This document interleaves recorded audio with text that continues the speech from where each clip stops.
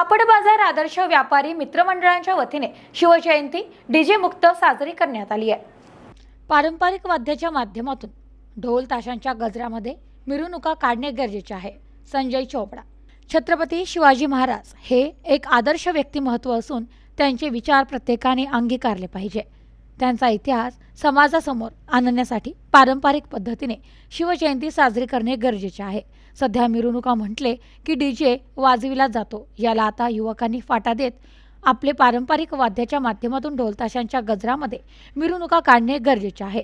हे छत्रपती शिवाजी महाराजांना अभिप्रेत आहे। आदर्श व्यापारी मित्रमंडळ वर्षभर गणेशोत्सव, महावीर जयंती तसेच विविध धार्मिक कार्यक्रमांचे आयोजन करत आपली संस्कृती व संस्कार जोपासण्याचे काम करतात। कापड बाजारात भिंगारवाला चौक येथे डीजे मुक्त छत्रपती शिवाजी महाराज यांची जयंती मोठ्या उत्सवात साजरी करण्यात आली। सामाजिक उपक्रम साजरे करत असताना आमदार संग्राम जगताप व माजी महापौर गणेश भोसले, माजी नगरसेवक प्रकाश भागनगरे यांचे नेहमीच सहकार्य लाभत असल्याचे प्रतिपादन माजी नगरसेवक संजय चोपडा यांनी केले। कापड बाजार आदर्श व्यापारी मित्रमंडळाच्या वतीने छत्रपती शिवाजी महाराज यांच्या जयंतीनिमित्त पुष्पहार अर्पण करून अभिवादन करताना श्रीबडी साजन संघाचे माजी उपाध्यक्ष ज्येष्ठ संचालक धरमचंद कोठारी व शैलेश गांधी समवेत अध्यक्ष राजेंद्र ताथेड, माजी नगरसेवक संजय चोपडा, राजेंद्र गांधी, नफीस चुडीवाला, अजय गुगळे, डॉक्टर सचिन बोरा, मनीष चोपडा, राजेश दायमा, सौरित बोरा, प्रफुल्ल मुथा, प्रवीण शिंगवे, हेमंत डोशी, प्रीतम पोखरना,